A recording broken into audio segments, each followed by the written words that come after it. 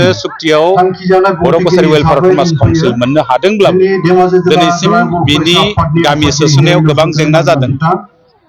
गाहायै मिसिं अट'नमास काउन्सिलनिफ्राय एनअसि हरबाय। मिसिं अट'नमास काउन्सिलनि सिङाव थानाय जेसेबांनाखि बर' गामिफोर दङ बेखौ दिरुननानै बर' कसारि अट'नमास काउन्सिलाव हरजोबनाय जाबाय। सनवालनिफ्राय दिरुनना हरनाय जाबाय, राभानिफ्राय हरनाय जाबाय, टिवानिफ्राय हरनाय जादोंब्लाबो टिवायाव माखासे थाबाय, देउरिनिफ्राय दिरुननानै हरजोबनाय जाबाय। नाथाय राभा अट'नमास काउन्सिलनिफ्राय दिनैसिम एनअसि होआखै बर' गामिफोरखौ। जेरै राभा हासङाव साउथ कामरुप आरो गवालपारायाव खोब खोबै रायजो जानाय गं 312 गं 312 खान गामिसो दङ बेयाव रेभिनिउ गामि। बे गामिखौ दिनैसिम बरना हरैयाव बर' कसारि वेलफेयार समाज काउन्सिलनि गामि सोसननाय खामानिया जाफुंजोबाखै।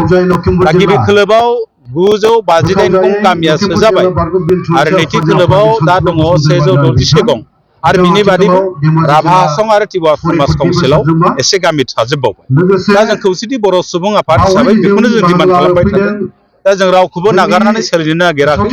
दा गासिबो बिटिसिनि बायजोआव थानाय गासैबो बर' गामिफोरखौ सोजोबनायनि उनाव बेखौ बियाब दानानै बेखौ बिसायख'थि खुंनायसिम जों लांनो थाखाय सोरखारखौ नारसिनबोबाय थादों। बे बेलायाव जों आसाम सोरखारखौ नारसिनदों आरो जोङो थाखानाय जिबिलाक राभा हासंनि जिबिलाक आफादफोर दं दा बिथांमोनजोंबो जोङो गोबां खेब रायलायबाय लोगो नांनानै दिनैसिम बेखौ जों सिजिल खालामनो हायाखै आरो बेफोर बाथ्राखौ लानानै जों सोरखारजों सावरायगासिनो दङ आरो बेफोर जानायनि उनावसो बेबो जाजोबगोन थारमाने।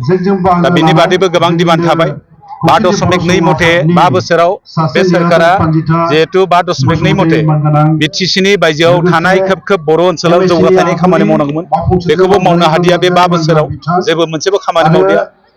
5.3 जिथु 2060 जिथु फरेस्ट राइट एक्ट बेखौ सम्पुर्ण भाबै मावजोबनो हायाखै, बेखौ मावफुंनांगौ।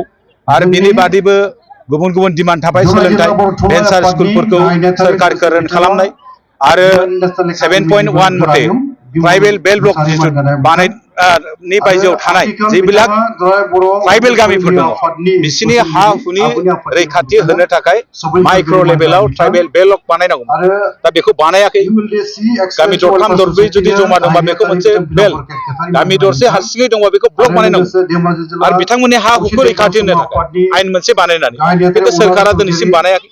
बेफोरनि दाबियाव जोङो थांनाय जुलाइ दानाव सानजारि नोगोराव आन्दलन खालामदों आरो जों नोंथांमोननि चेनेलनि गेजेरजों जों फोसावदों।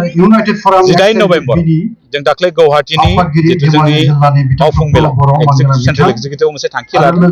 दा आसामनि गं 22 जिल्लानि हेडक्वार्टाराव जोङो फैगौ 18 नभेम्बर गंफ्रोमबो जिल्लायाव खौसेथि बर' सुबुं आफादनि बानजायनायाव गुबुन गुबुन माहारियारि आफादफोरनि हेफाजाबाव बर' कसारि वेलफेयार समाज काउन्सिलनि गामि दाफुंनाय आरो गुबुन गुबुन दाबिफोरखौ लानानै जों बेयाव धर्ना खालामगोन जों।